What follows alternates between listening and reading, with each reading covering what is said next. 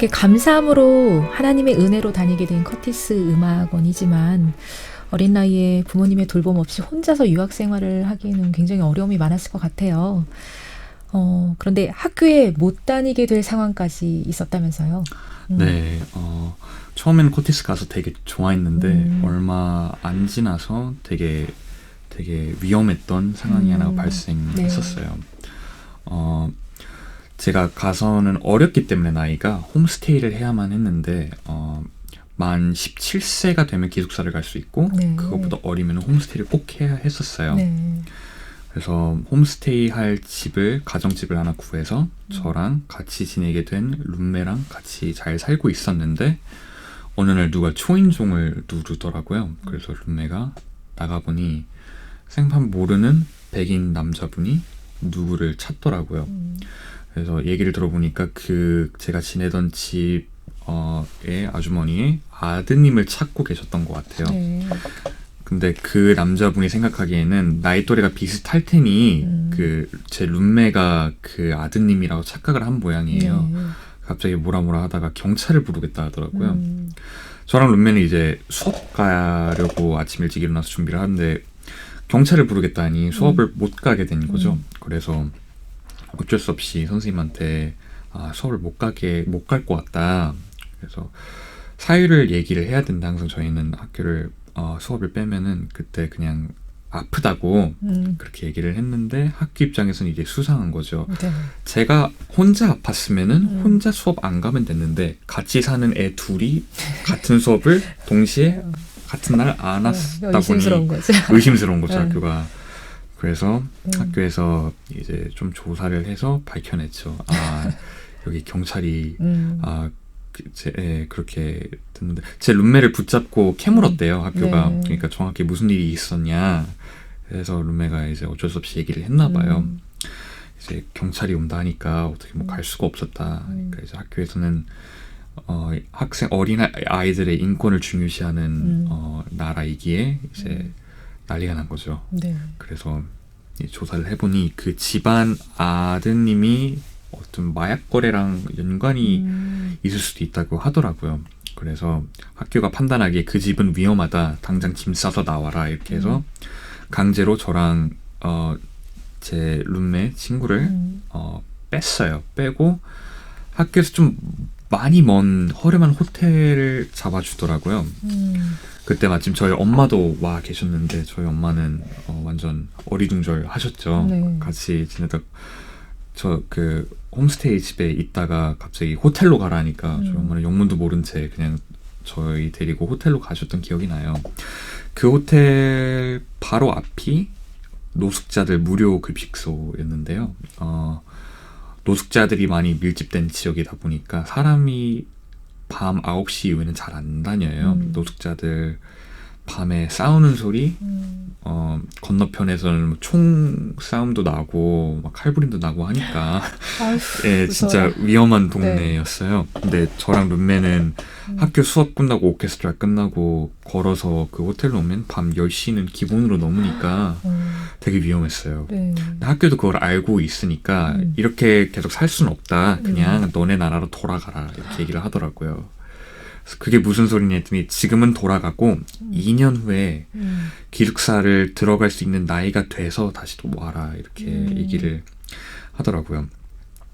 근데 그 친구도 그랬겠지만 음악하는 사람한테 중학교 때부터 대학 가기 전까지가 가장 많이 성장하는 시기라 그때 정말 열심히 해야 되고 하나라도 더 배우려고 다들 악착같이 하는 시기인데요.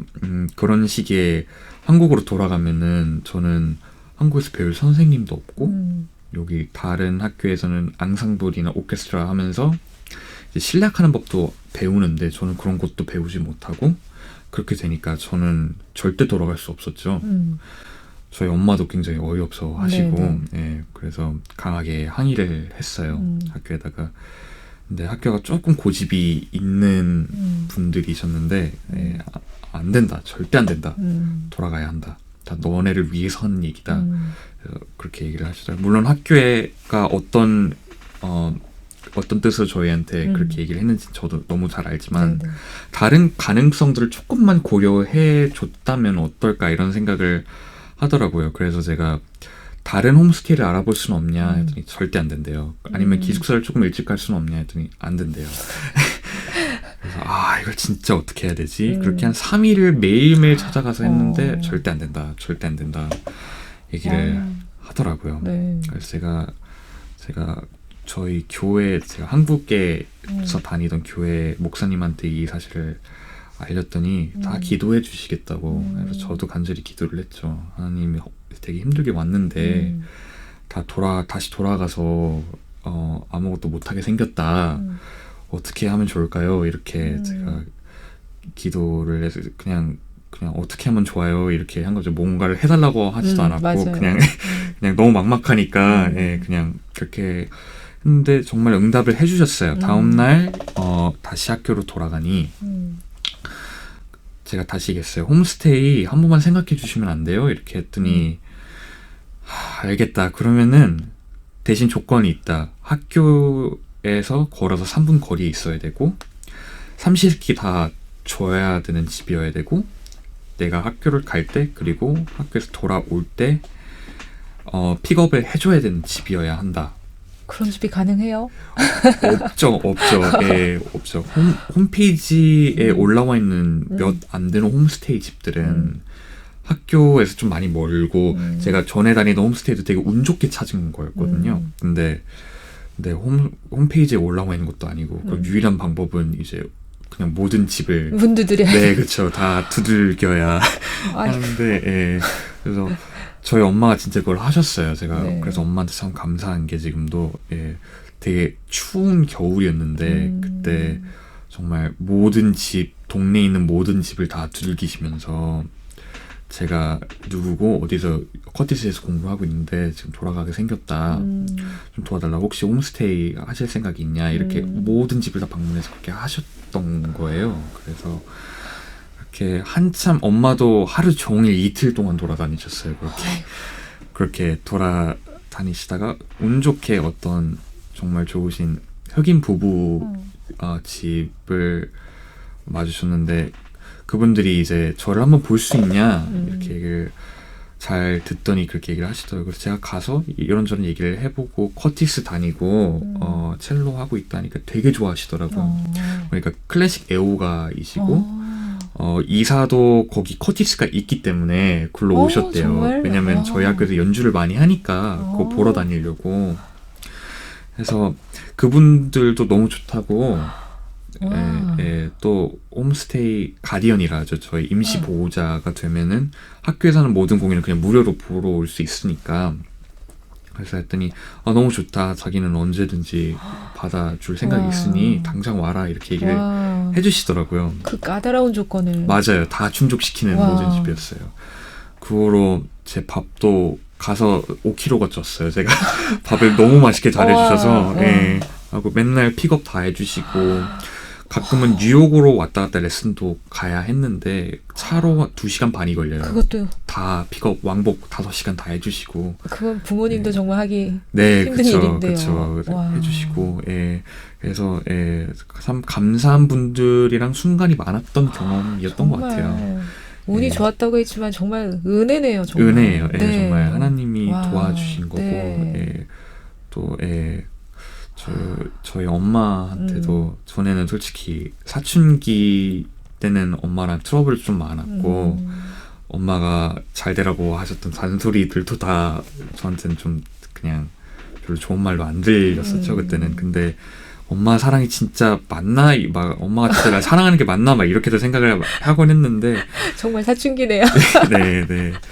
근데 저희 엄마가 정말 저를 위해서 뭐든 하시는 분이구나. 정말 감사하다. 정말 그런 생각을 사춘기 이후로 처음 했던 것 같아요. 그때. 그래서 어쩌면은 하나님께서 또 이 경험을 통해 저한테 관계도 회복시켜주시고 맞아요.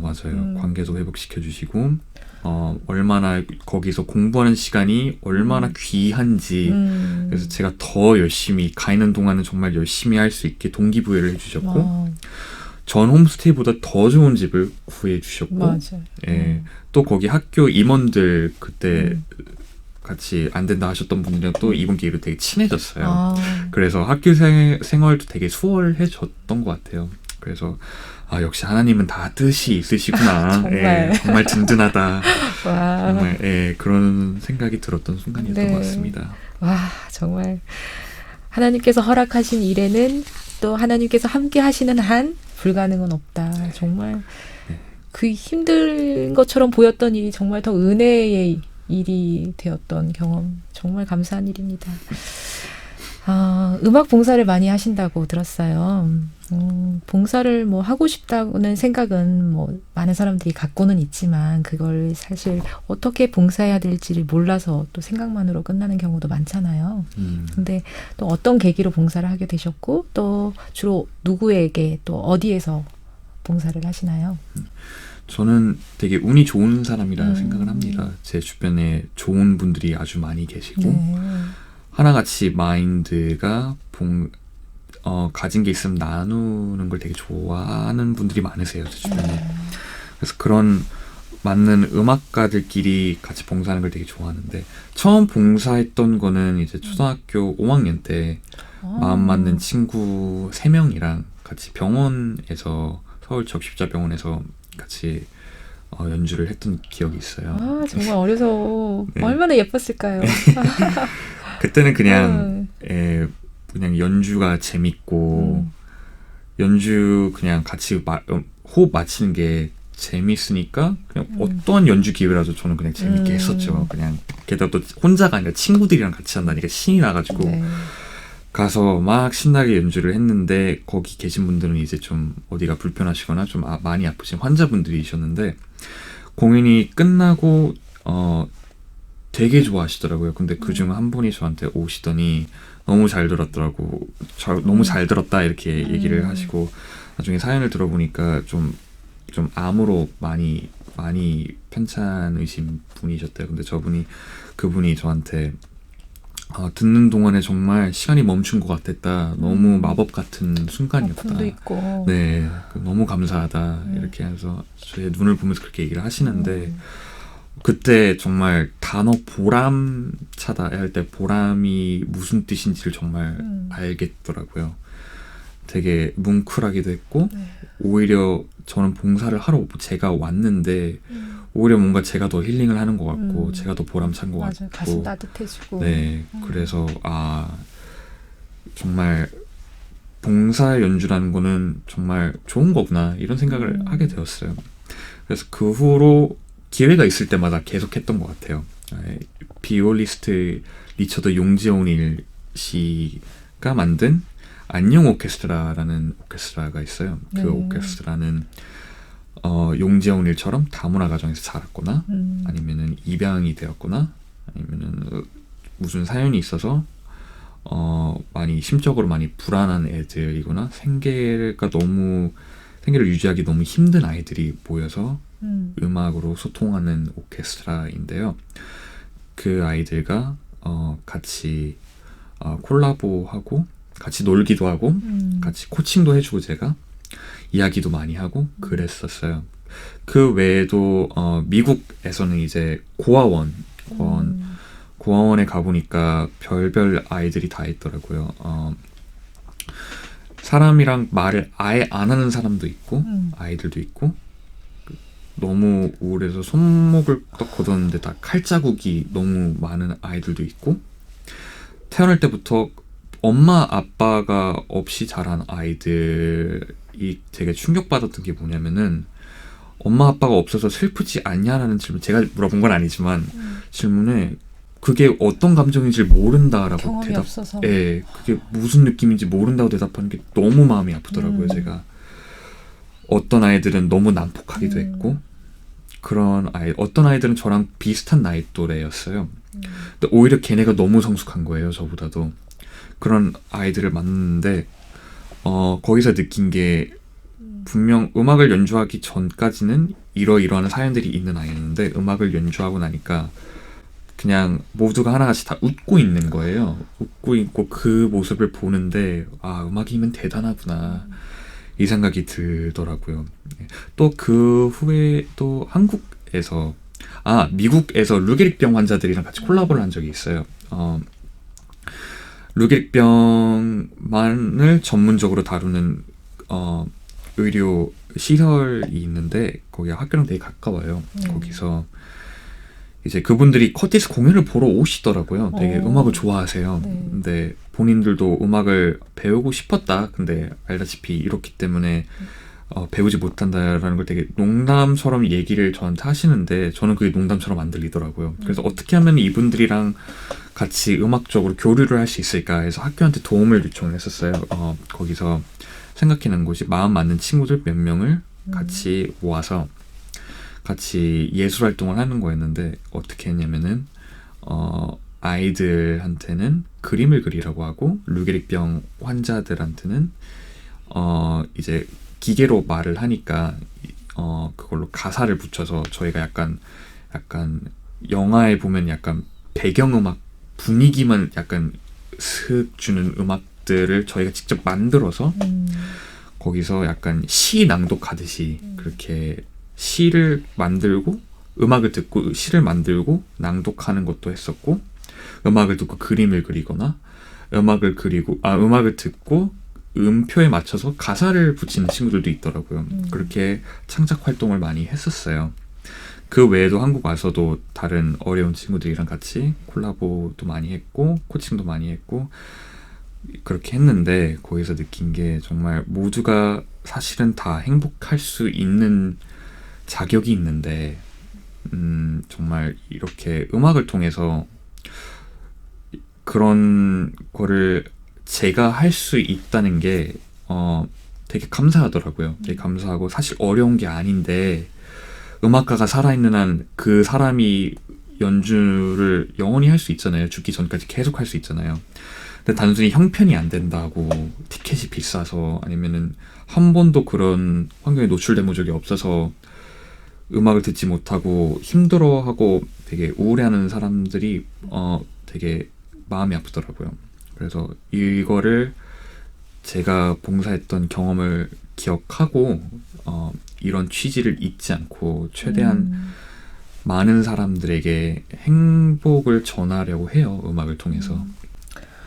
그분들이 정말 아까 뭐 암에 걸린 분도 그렇게 느끼셨지만 그분들도 그 순간에 정말 행복했을 것 같아요. 음악을 같이 하고 정말 류게릭병으로 꼼짝 못 하시는 분들이 자유함을 느꼈을 것 같아요. 그 시간에 정말. 정말 너무 감사한 봉사활동을 많이 하셨네요. 윤수 씨는 아주 특별한 꿈을 갖고 있다고 들었어요. 의사 같은 첼리스트. 한 번도 들어보지 못한 꿈인데요. 본인이 음악을 통해서 치유받은 경험이 있기 때문에 또 이런 꿈을 꾸셨을 것 같고 또 음악 봉사를 하시면서 구체적으로 꿈을 꾸게 되신 건가요? 네, 음악 봉사를 통해서 의사 같은 첼리스트가 되고 싶다라고 다짐을 했어요. 봉사활동을 하기 전 그냥 음악을 할 때도 너무 힘든 순간이 많았고 꼭 음악 때문이 아니더라도 그냥 주위에서 일어나는 개인적인 일들이라던가 사람은 누구나 그렇게 살잖아요. 네, 그래서 그런 일로 힘들 때 보통은 다른 사람이 위로가 되는 말을 해주기도 하지만 저는 그 역할을 음악이 해줬어요. 그래서 저는 음악이 언어가 끝나는 곳에 음악이 시작된다고 모차르트가 그렇게 얘기를 했는데 그 말에 참 동의를 하는 편입니다. 음악은 항상 저에게 언어로 뭔가 다가오는 것보다 그 항상 이상의 말로 설명할 수 없는 것들을 저에게 보여줬고 그게 저한테는 정말 치료가 되었어요. 위로가 아니라 저한테는 치료가 되었어요. 그래서 정말 제가 음악은 들으면서 제가 상상하는 게 항상 맞잖아요. 정답이 없다 보니까. 그래서 누구보다도 제 감정을 공감해주는 게 음악인 것 같았고 뭐 친구들이 없었던 건 아니지만 저에게 가장 가까운 친구라고 느꼈던 거는 음악이었고 이제 나이가 들면서 제가 해야 되는 사명감에 좀 묵직함을 느끼니까 정말 제 인생의 동반자라고 느끼는 게 음악인 것 같아요. 그래서 이런 제 경험을 갖고 제가 치유받았던 경험을 갖고 다른 사람들에게 누군가 음악으로 치료가 필요한 사람들에게 제가 경험했던 거를 경험했으면 좋겠다라는 생각을 많이 합니다. 네. 많은 음악가들이 이제 뭐 교수가 되겠다, 연주자가 되겠다, 뭐 다양한 꿈들을 갖고 하는데 윤수 씨는 누군가를 치료하는, 음악을 통해 치료하는 그런 첼리스트가 되겠다. 그렇게 꿈을, 정말 너무 멋진 꿈인 것 같아요. 감사합니다. 윤수 씨 찬양을 내가 들으면서 정말 뭔가 다르다는 생각을 했거든요. 정말 소리가 말소리로 저는 들리는 것 같아요. 근데 윤수 씨의 그 다른 사람들이 치유받기를 원하는 그 따뜻하고 깊고 부드러운 그 윤수 씨의 그 마음이 정말 잘 전달이 되는 것 같았어요. 예수님도 결국에는 이 땅에 오신 이유가 사단으로 인해서 마음이 상한 우리의 마음들을 치유하고 회복시켜 주시기 위해서 오셨다고 생각을 하는데요. 치유함을 경험한 우리 윤수 씨가 하나님께서 그 상한 자녀들을 치유하고 싶어 하시는 그 같은 마음으로 쓰임을 받고 있다는 생각을 하게 됩니다. 꿈이라고 하셨지만, 그 의사 같은 첼리스트가 꿈이라고 하셨지만 하나님께 마음을 이미 드린 윤수 씨는 하나님 안에서 이미 이루어가고 있다고 생각이 됩니다. 마지막으로 윤수 씨에게 있어서 하나님은 어떤 분이실까요? 하나님은 제게 삶의 재미를 알려주신 분입니다. 하나님이 계셨기에 제가 좌절할 때 다시 일어날 수 있었고, 제가 우울할 때 우울하지 않을 수 있었고, 제가 앞으로 어떻게 살아가야 하며 제 사명이 뭔지 알려주신 분입니다. 하나님이 계시기에 제 삶이 보람차다고 느낍니다. 요즘에 참 재미있다고 생각하는, 삶이 재밌다고 느끼는 사람들이 없잖아요. 그쵸? 다 힘들다고. 근데 우리 윤수 씨는 삶의 재미를 하나님을 통해서 느낀다고 말씀을 하셨는데, 우리가 행복하기를 바라시는 하나님의 뜻이 윤수 씨의 삶을 통해서는 이미 이루어지고 있는 거네요. 정말 감사합니다. 그 행복하고 보람찬 삶, 맡겨주신 사명을 분명하게 아는 삶을 통해서 또 다른 주의 많은 자녀들이 위로를 얻고 힘을 얻고 결국에는 윤수 씨가 만난 참 좋으신 하나님을 그분들도 발견하게 되리라고 믿습니다. 오늘 귀한 간증 나눠주셔서 정말 감사드립니다. 마지막으로 윤수 씨의 감사의 찬양을 한 곡 더 듣도록 하겠습니다. 직접 찬양 소개해 주세요. 네, 제가 두 번째로 연주할 곡은 시편 23편입니다. 제가 이 곡을 선정한 이유는 시편 23편에 나오는 다윗의 시를 참 좋아하는데요. 거기에 보면은 인도라는 단어가 굉장히 많이 나옵니다. 저 또한 제가 지금까지 이뤄왔던 거, 그리고 제가 앞으로 행할 길을 모두 하나님이 인도하신다고 믿기 때문에 이거를 하나님께 찬양하고자 이 곡을 선정해 봤습니다. 여호와는 나의 목자시니 내가 부족함이 없으리로다. 시편 23편을 첼리스트 여윤수의 찬양의 고백으로 들으시면서 이 시간 마무리하도록 하겠습니다. 주님 안에서 늘 행복하세요.